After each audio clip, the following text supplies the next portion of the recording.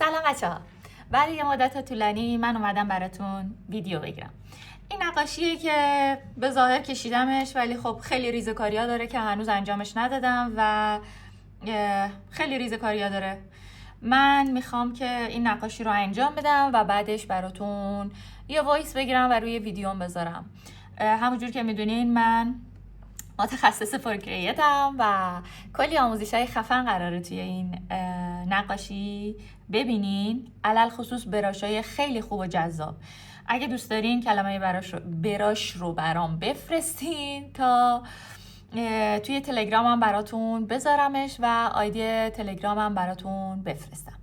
خب من میرم سراغ نقاشی و بعدش وایس میگیرم و روی ویدیوم بذارم و اگه دوست داشتین نظراتتون رو راجع به حرفام بذارین. دوباره سلام. من امروز میخوام یه درد و دل خیلی خیلی بزرگ با کسایی که نقاشن مثل خودم یا هر هنرمند دیگه‌ای داشته باشم. درد دلم اینه که من به عنوان یه نقاش برای هر ایده نقاشی که دارم، حتی همین تصویری که دارین میبینین، ساعتها توی پینترست میگردم، نقاشی های مختلف رو نگاه میکنم تا اون چیزی که توی ذهنم هست رو به شکل تصویر ببینم و تاییدیه بگیرم که این رو میشه کشید، چه شکلی میشه کشید، چی رو کجا بذارم، شب چه شکلی باشه، چه رنگی باشه، از چه رنگایی استفاده کنم و و و و و مثل هر هنرمند دیگه ای، مثل هر کسی که کار هنری میکنه، ساعتها برای این کار هنری من باید وقت بذارم، ایده پردازی کنم. یعنی همین نقاشی که شما میبینین من دارم اصلاحیه میزنم روش، وقتی که داشتم میکشیدمش اصلا یادم نبود که قرار شب باشه و درخت‌ها نباید اینقدر روشن باشن و هی من باید اصلاحیه بزنم، هی باید فکر کنم، هی باید ایده پردازی کنم. خب نقاشی تموم میشه و من دوست دارم با ذوق نقاشیمو پست کنم. کجا؟ سوشال میدیا، یوتیوب، اینستاگرام، تلگرام، هر جای دیگه ای که فکر میکنم بشه پستش کرد. ولی وقتی که میای توی معروف ترین پلتفرم یعنی اینستاگرام که خیلی ها از اونجا به درآمد میرسن، پستش میکنی، با یک سد عظیمی روبرو میشی. سدی به اسم تولید محتوا. من نمیدونم مدیر اینستاگرام چی با خودش فکر میکنه که روزانه میشینه هزاران ایده برای تولید محتوا میده و هزاران صد جلوی پای یک هنرمند میذاره برای پست کردن محتواش. هوک بذار، ابتدای جذاب بذار، بعد 3 ثانیه یه عجیمجی جذابتر بذار، یه پایان جذابتر بذار، از فلان کلمات استفاده کن، فلان کلمه رو کامنت کن، فلان فلان فلان. وای نمیخوام. من مغزم برای کشیدن این نقاشی مصرف شده. برای هر رنگی که تو میبینی، برای هر شکلی که توی این تصویر میبینی، مغزم مصرف شده و اصلا دیگه جایی برای این نداره که بخواد ایده‌ای برای تولید محتوا بسازه.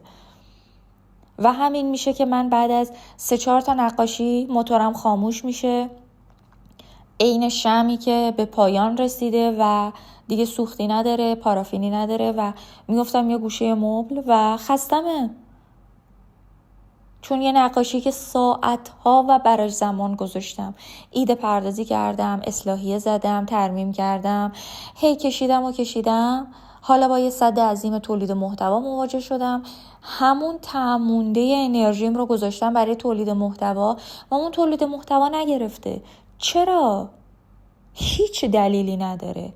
یعنی هزاران هنرمند هستن، هزاران نقاش هستن که وقتی نگاهشون میکنی کارشون رو، بی نظیر کارشون، ولی پستشون دیده نشده. چرا؟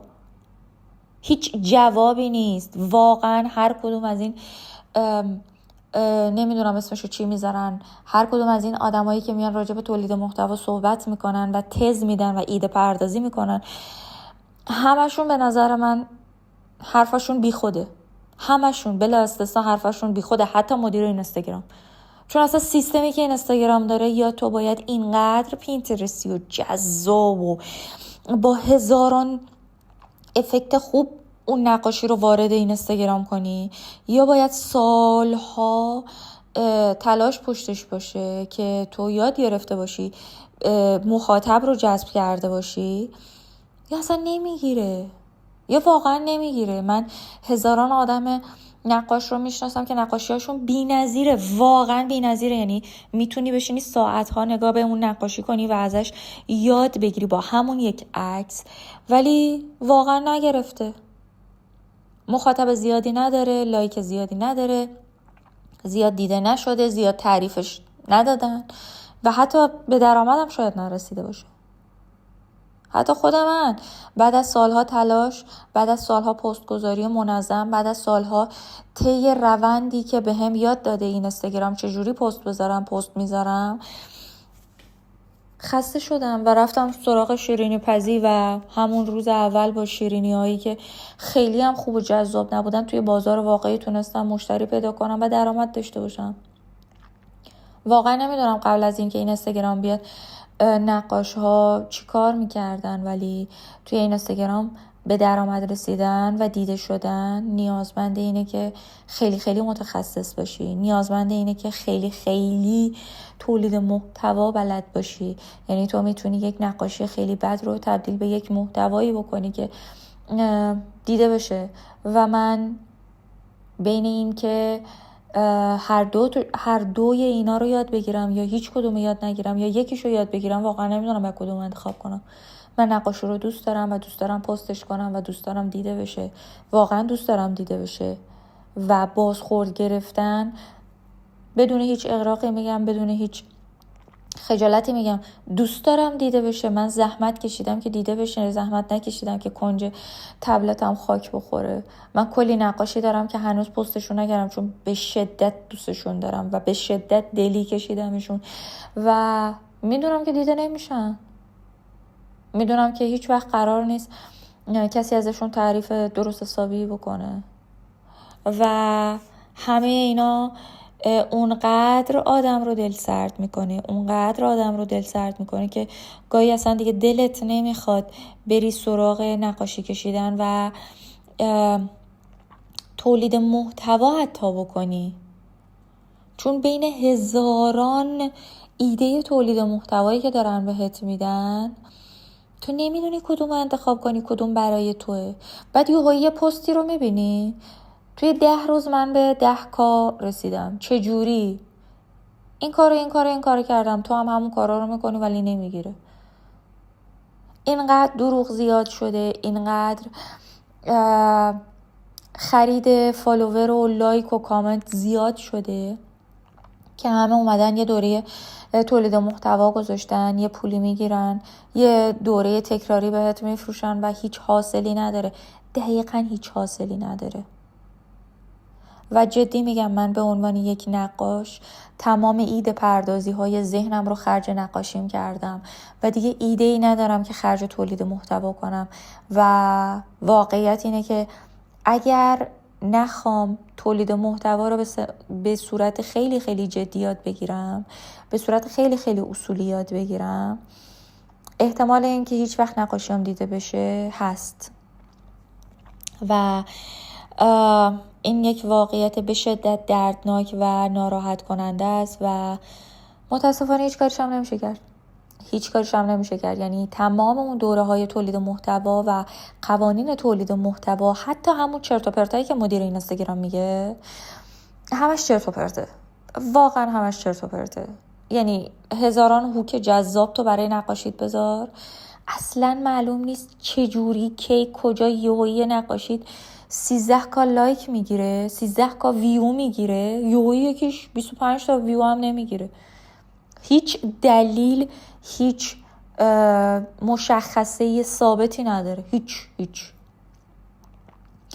و علاوه بر همه اینا تو تازه باید بشینی کاور درست کنی، باید بشینی آهنگ پیدا بکنی، تو باید یه چیزی به مخاطب بدی که مخاطب فکر کنه واو این رو من میخوام که سیوش کنم، لایکش کنم، شیرش کنم.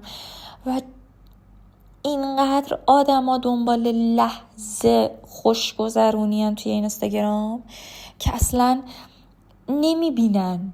یعنی تو یک چیز مفیدم که بهشون میدی گاهن نمیبینن و رد میشن. شاید بتونی 1% رو مجبور کنی که لایک کنن، شیر کنن یا سیوش کنن، شاید.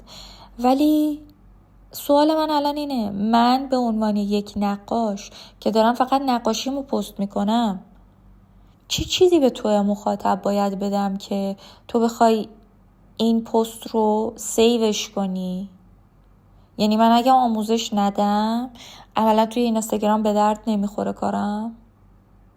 این چیزیه که خود مدیر اینستاگرام میگه شما باید مخاطب رو کاری بکنین که پستاتون رو سیو کنه. آخه یه نقاشیه، تو میبینی خوشت میاد لایک میکنی، میبینی خوشت نمیاد هیچ، رد میشی میری. همین، واقعا همینه، تهش همینه. و من نمیدونم برای محتوا باید چی کار کرد. و مسئله خیلی خیلی جدی‌تر اینه که من به عنوان نقاش ساعتها برای نقاشی وقت میذارم و نمیتونم هر روز پست بذارم، نمیتونم هر روز یه تیکه از نقاشیمو نشون بدم و از یه نقاشی 100 تا محتوا تولید بکنم.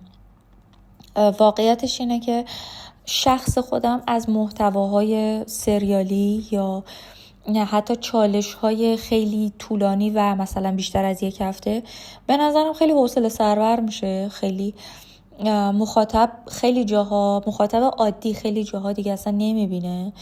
و وقتی ازت میپرسن که مخاطب هدفت کیه، من واقعا نمیدونم باید چی بگم. من نقاشم، کارم خوبه، کارمو بلدم و الان میخوام برای کسایی که کار کودک میکنن نقاشی بکشم. خب من باید دقیقاً چه نقاشی بکشم؟ یعنی خودم رو، علایقم رو بذارم کنار، برم توی ذهن کسی که طراح کتاب کودکه، کسی که نویسنده کتاب کودکه یا اون کمپانی هایی که مختص کتاب کودکن، ببینم چی دوست دارن. و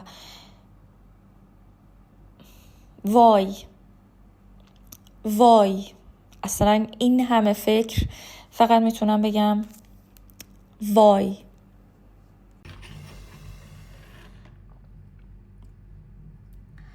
خب توی این نقاشی شما کلی ابزارهای مختلف از پروکرییت رو دیدین که من باشون کار کردم و سعی کردم اون حالت روشن برگ درختا رو تبدیل به یک درخت شبونه بکنم. هنوز خیلی کار داره، هنوز خیلی جا داره برای تغییر و شاید توی پارتای بعدی و صحبتای بعدی من براتون کاملش کردم. فعلا تا همینجا کافیه، تا یه ویدیو دیگه با من. فعلا.